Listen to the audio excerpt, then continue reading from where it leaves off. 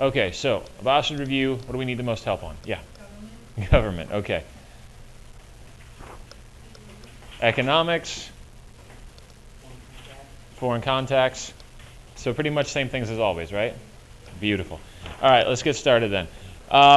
If you'll notice on your review sheet, we've really limited it to the first two time periods.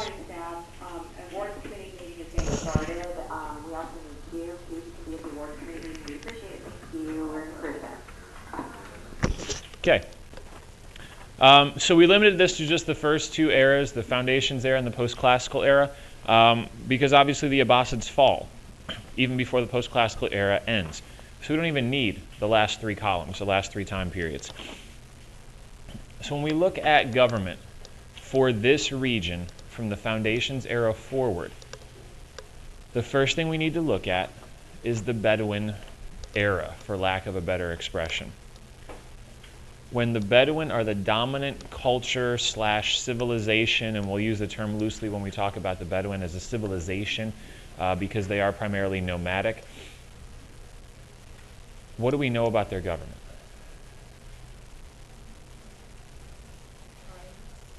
Okay, based on tribes. What else? Good, kin-related clan groups. So we need to establish this hierarchy of what's most important politically within this setup.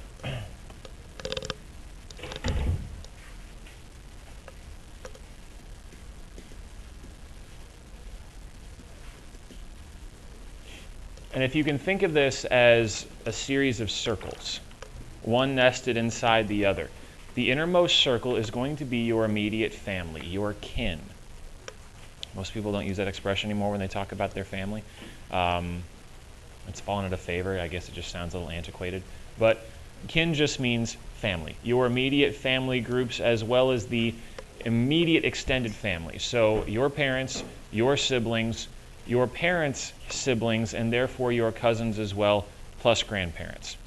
We're not really concerned about in-laws yet. We're not really concerned about second cousins and the extended family. So your kin is going to be the immediate family that many of you probably get together with for the holidays. That will be the foundation of society. And so for the Bedouin, you need to picture all of these different circles all over the Arabian Peninsula. And each one of those kin-based circles is the fundamental building block of society. Your loyalty is to your family first and foremost. There is no unifying leader. There is no unifying government. There is no unifying principle other than you rely on your family. It is a matter of life and death because life on the Arabian Peninsula is fairly harsh.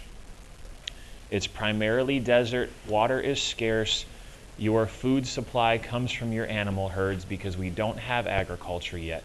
The only way you survive is through teamwork. You cannot survive on your own. It's too hard. And that's why your allegiance must be to your family first, because they need you and you need them. Now, sometimes more people is better, because with more people, you have more hands to do the work, which means they can get more water, they can control more animals, and they can better protect the things that you have. That's where you extend it out to the clan. That's going to be a series of interrelated family circles. So, I'm married. My clan would then now include all of my wife's extended family. So not only all of my parents and siblings and aunts and uncles and cousins, but all of her parents and siblings and aunts and uncles and cousins. And then we can now begin to see how this extends, because some of her cousins are married. And they have aunts and uncles and parents and siblings and cousins on their side. And so you start to get this very complex, interconnected series of family trees. That will form your clans and then ultimately your tribe.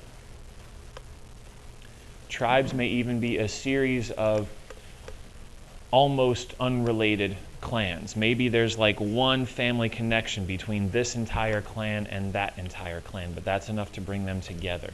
And that's how you start to get tribes. Now with this tribal system, we're now talking about hundreds of people. I mean, if you thought family gatherings were complicated in your family, where there's maybe 10 or 20 or 30, or maybe you've got like 40 people that get together for some holidays or family reunions or things like that, imagine getting 200 people that are all vaguely related to each other. Imagine the chaos, imagine the drama, imagine the personality conflicts, imagine the memories that go way, way back to when you took something of mine and I'm still mad. Imagine the marriages that fall apart, the rivalries, the siblings that have always been competing throughout their entire lives. Like, imagine the chaos. I can't. I mean, it's just far too crazy, and my family is crazy. So within the tribal system, you need to have one person that can try to maintain some semblance of order. Does anybody remember what the tribal leader is called? Okay. It does. No, not yet. It's close, though. It's sheik. The sheik is the head of the tribe. Now, this is a very, very tenuous position because everybody's principal loyalty is to what? Their family. Yes, sir.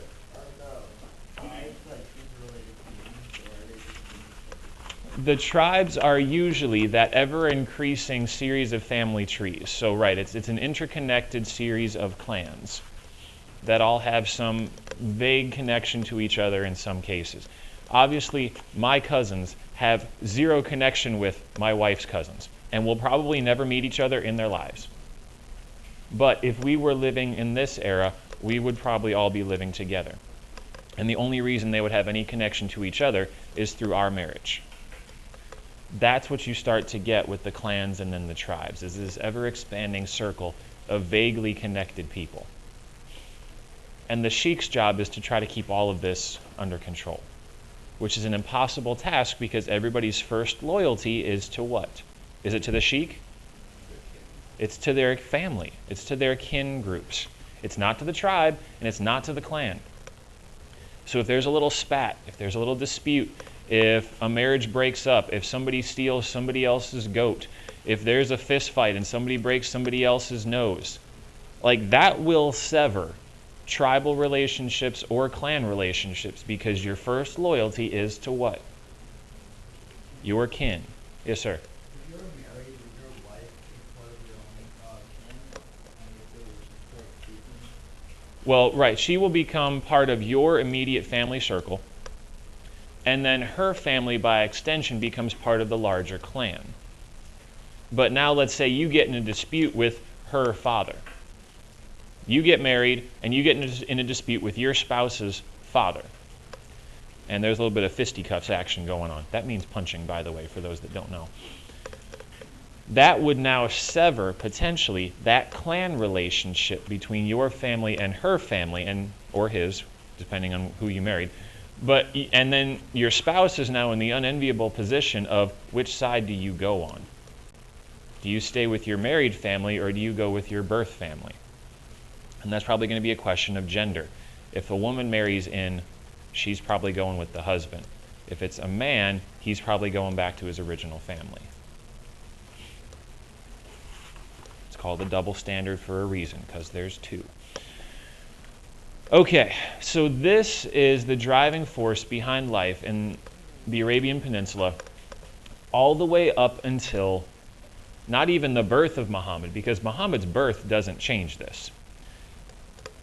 And Muhammad's revelation doesn't even immediately change this. It's Muhammad's actions after his revelation when he begins to spread the word of Allah that he has received. That's when it starts to break down these traditional tribal barriers.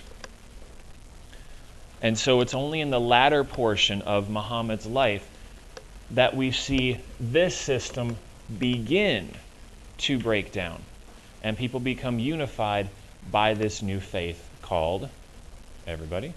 Islam. Okay, good. I was going to be worried if we didn't get that one. All right, so in terms of forms of political governance, once Muhammad has begun to spread his revelation and he's gotten kicked out of Mecca and he's made the trek to Medina and he's gathered followers and he comes back to Mecca and he conquers the city and he smashes the idols at the Kaaba. That begins the period of Muhammad's rule as a central unifying figure.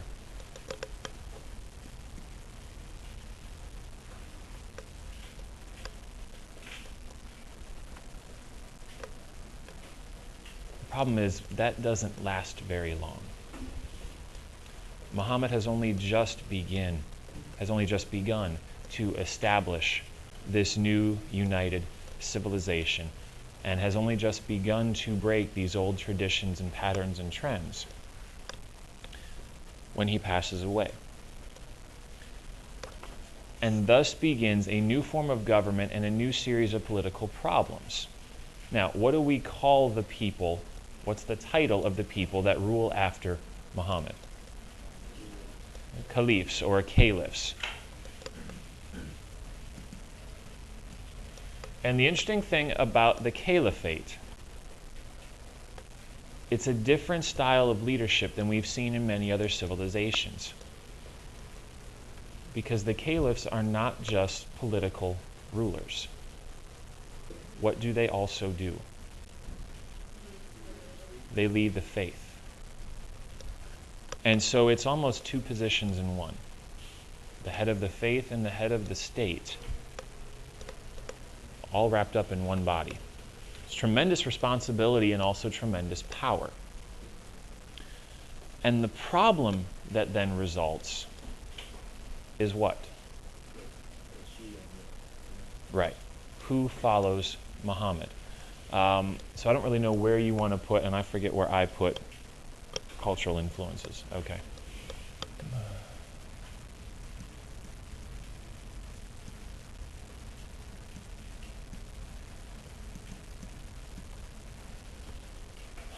And I think I'm using the wrong flip chart, so you'll just have to excuse me, and we'll pretend like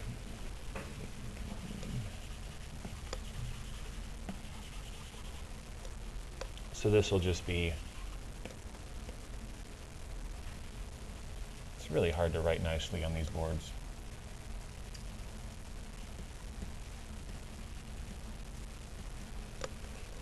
Just go with it. Wherever I write it, just make it work on yours. All right, so we have this issue of who will follow after Muhammad as the leader. Why is this so difficult? And there's two reasons. They don't know if they're related. Okay, so part of it is the question of relationship, genetic relationship to Muhammad. What else?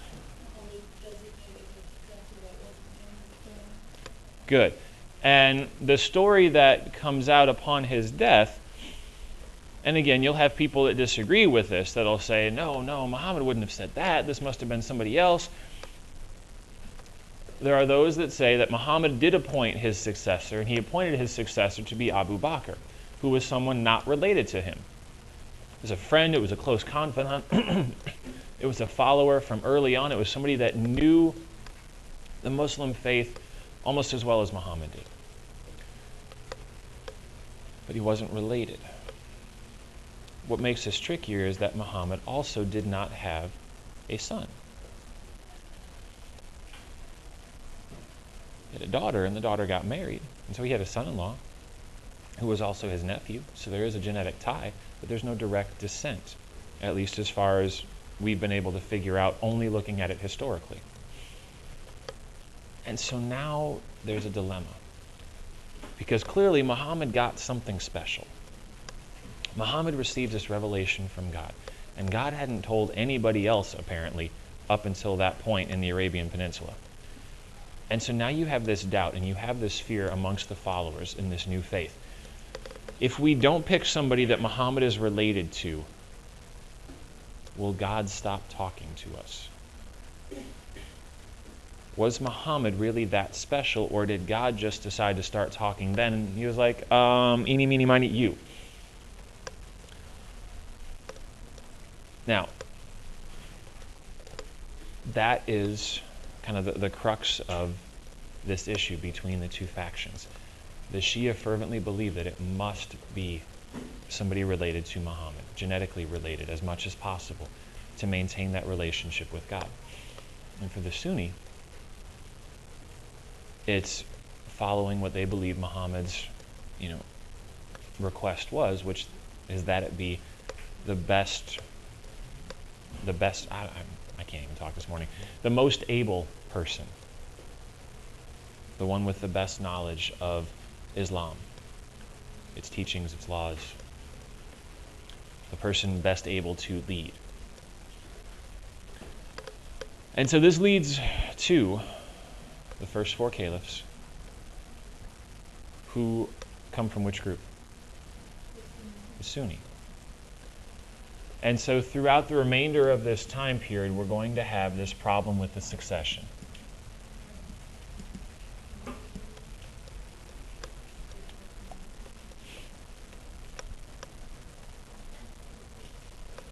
And what will begin to characterize this government, they will maintain the rulership of a caliph, somebody that unifies both religious and political power, but there will always be this conflict between the two factions. Now, do the Shia ever get the person they want in power? Yeah. Ali eventually becomes caliph. And then what happens? He's killed. And so then this problem with the succession only becomes worse, because now you have that same sort of kin, clan, tribe, vengeance cycle that we saw in the Bedouin era, where that one little tiff, that one little fight, that one little dispute now becomes a generational cycle of vengeance. And you see both sides play this out, Shia and Sunni. That makes it hard to have a stable government, doesn't it? Yeah. I mean, we're seeing the effects of that now today, just between our two political parties, and nobody's killing each other.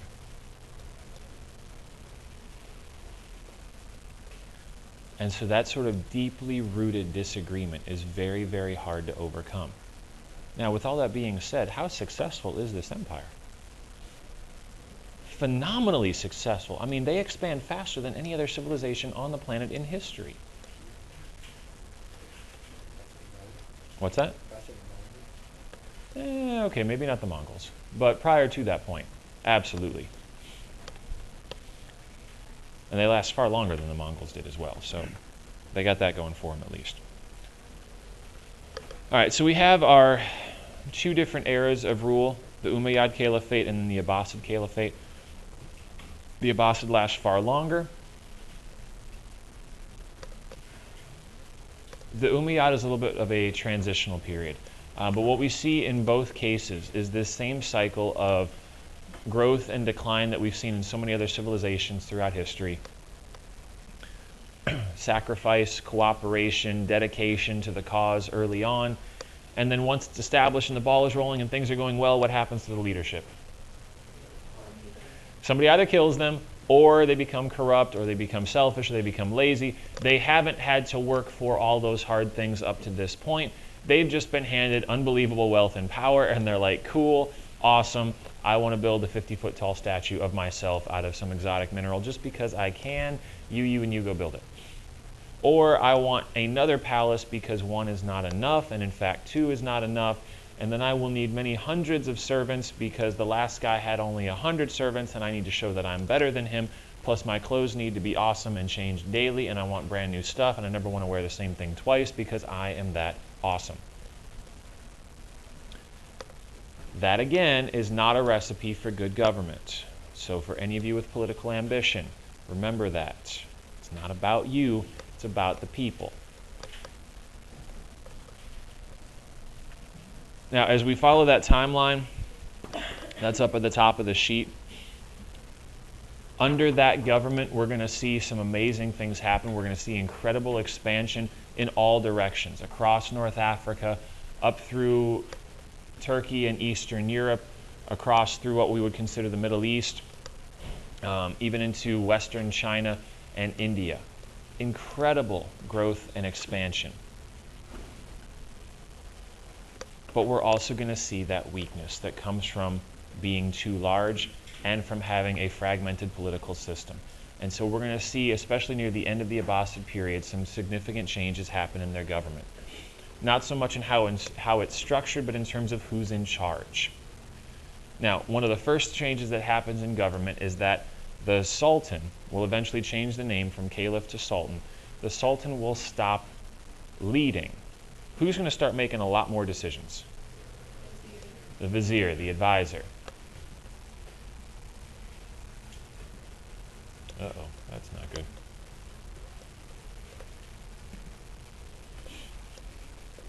They'll begin to isolate the actual ruler. They'll be like, go play with your toys. Here, you need some new clothes. Why don't you go do that, and I'll do the work for you. No, I don't mind. It's okay. He, I'm going to go do whatever I want.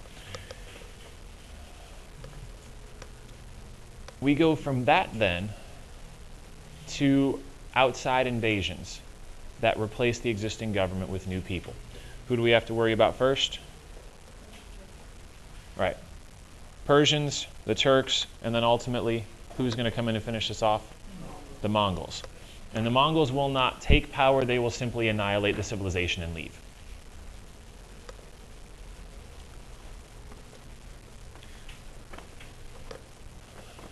All right, since we're talking about those people, let's skip down to, or I guess do a combination of cultural influences and foreign contacts. Yes, ma'am.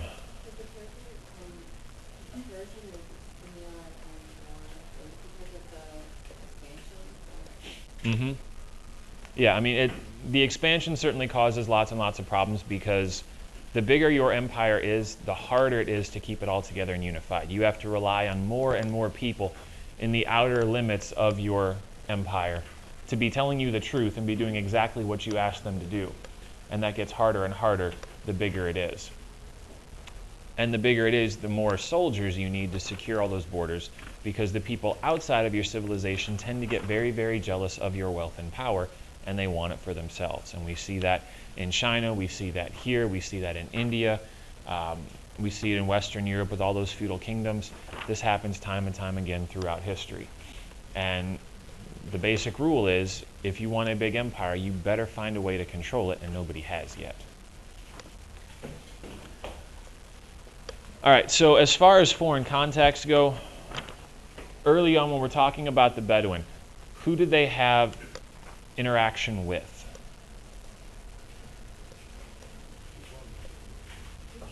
All right, people all around the Mediterranean, all around the Arabian Peninsula. So the Egyptians,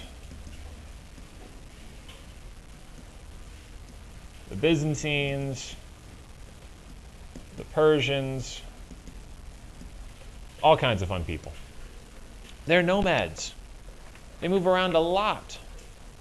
Their job is to travel and go find new places for their herds to graze and find new sources of water, especially as more and more and more Bedouins come to be. Now, once we get the empire established, who do we need to add in as cultural influences? All right, the Turks, and I'm not going to fit this in any sort of particular time period, just kind of wherever it fits. The Turks, who else?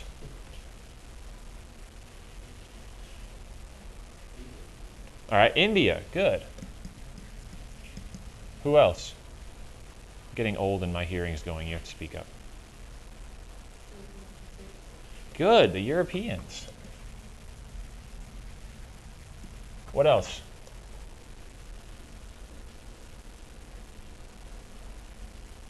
And who do we need to throw in case you haven't written it down already that ends all this fun? Mongols.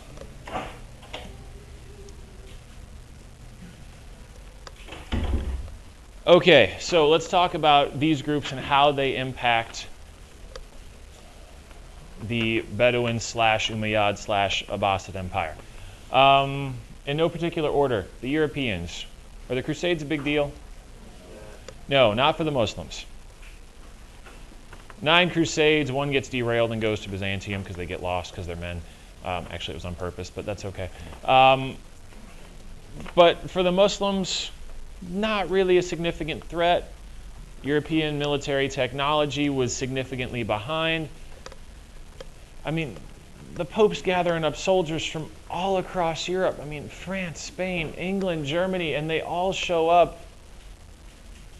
And after the First Crusade, when they're fairly successful and they actually take Jerusalem, Muslims are like, all right, Saladin, you go, take one army, go do your thing. And they just crush the Crusaders. And so from then on, you have a whole bunch of other crusades trying to take back what was lost.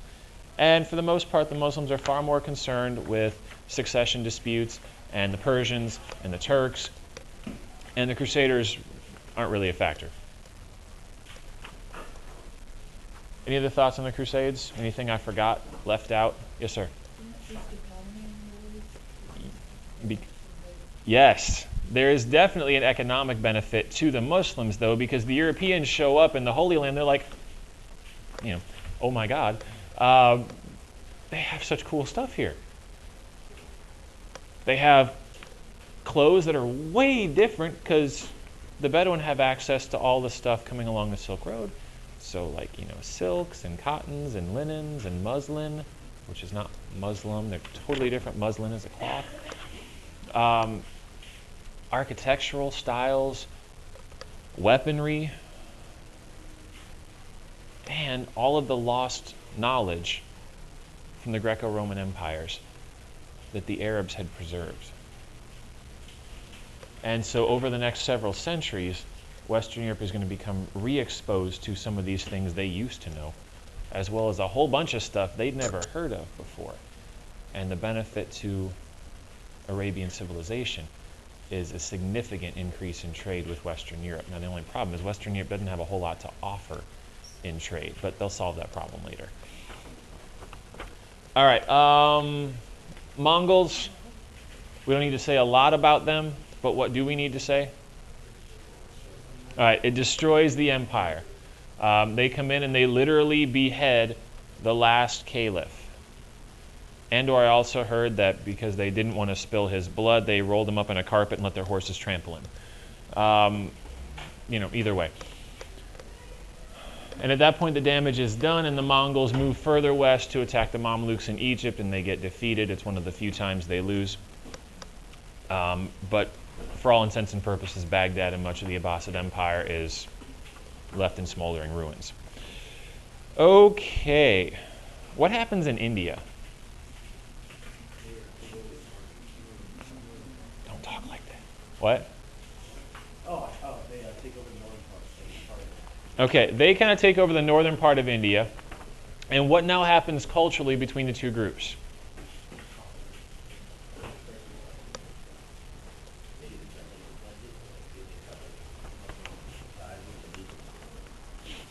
Right, we have this interesting combination of conflict and assimilation. The Hindus have never seen a strong unified religion like Islam. Islam has a single God, it has a set of rules, it has a set of practices and ways to worship. And Hinduism's like, hey, we got 1,000 different avatars for God. We got all these different kinds of temples. We have all these different ways to worship. Take your pick. Muslims are like, no. One God, one way to worship. That's the rule. That's what God said. Hindus are like, I don't understand. The Muslims are like, I don't understand you. So you have this religious conflict between the two as they try to grapple with the fact that they can't just live side by side religiously. Lower caste people in India are like, wow, you mean I don't have to live hundreds or thousands of lives in order to finally get out of this? I can go convert? That ain't a bad deal. And now the Hindu Brahmins are like, no, we can't lose these people. They do all the stuff we don't want to do. Bring them back, bring them back. And so they start these Bhaktic cults where they try to show the lower class people and the women, no, we like you, we value you, you're good. This is part of God's plan. And they're like, oh, okay. Plus, people don't really just cast off religious beliefs that quickly. It's not like today I wore jeans, yesterday I wore khakis. I just wanted to change. Like, you don't do that with religion. Like, you typically need a significant life change to change what you fundamentally believe in about the world and life and death and all of those other things. So we're going to see some much easier changes. We're going to see Muslims adopting Indian hairstyles and clothing and food and architecture, but we're also going to see people in India adopting Muslim food and Muslim architecture. You're going to see Muslim princes in India starting to ride elephants, because who wouldn't? Because they're cool. I would ride one to school if I had one. Yes, that is a plug for my next Christmas gift. Make it happen. So you're going to see some very, I guess, surface level changes and interactions. What's that? Right, and you'll also see on a very limited level. And again, we always need to put this little disclaimer in when we talk about sati. In India, when we talk about the practice of widow burning, sati, it's not like this happens to every single woman in India. This is a relatively limited practice. It's just a very, very powerful illustration. And there will be some, and again, disclaimer, very small number, some Muslims that go to India that adopt this practice as well. You have some Muslim princes that go to India and begin to claim the same sort of divine descent that the Indian princes do, that they are actually, related to God. That doesn't work in Islam. That's not okay. So that's where you begin to see that cultural fusion.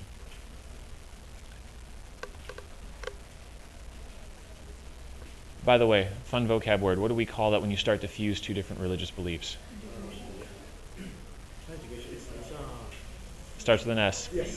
Syncretism. Very good. Syncretism. Assimilation is culture. Syncretism is the fusion of religion. Okay, other fun topics in the minutes that we have left. You guys wanted to talk about economy. There's a lot of trade. I mean, we could just write that in big bold letters all the way across the sheet. There is a lot of trade. First with the Bedouins. That's what they do. They're nomads. They herd their goats and their sheep and their camels, and they trade as they travel. They go from oasis to oasis, town to town, and they trade. They don't have much need for material possessions themselves because they're nomads. They don't need big statues, large works of art. You'd have to carry that with you, and the camel's going to look at you and go, no, not doing it. But they will exchange luxury items from civilization to civilization, town to town, village to village. Yes? So they're like continuous markets? Right. And Mecca and Medina and a few other cities will serve as central hubs, stationary places where goods can be exchanged and people can come and go and get the things that they need. So they are not an entirely nomadic society. It's not like they don't believe in cities. There just aren't many good places at that time, given the technology, to have a city. Yes, sir? Is there any sea trade in Abbasid? Once the civilization gets going with the Umayyad and the Abbasid, you will have maritime trade up and down the Persian Gulf, the Red Sea, into the Indian Ocean. You may have heard about the dhows. It's a boat, D-H-O-W. It's a single mast. It's a triangular sail. It's not real big. We're not talking Chinese treasure junk here. We're actually talking even smaller than European caravel. But it allows you to sail up and down the coast and do minimal trade and fishing and things like that. The big thing is, especially by the time you get to the Abbasids, significant trade with Western Europe, significant trade and interaction with India, significant trade and interaction with the Byzantines, even though they're still fighting, and significant trade to North Africa, which is how Islam is going to spread so quickly and so powerfully across North Africa, and why so much of North Africa becomes Muslim. All right, any other quick questions? And again, if you need to get going, you're welcome to. Any other topics people want to cover? We didn't really touch on significant people. All right, you're all leaving. Okay, it's been fun. No review session tomorrow. Review session on Friday for the compare-contrast essay.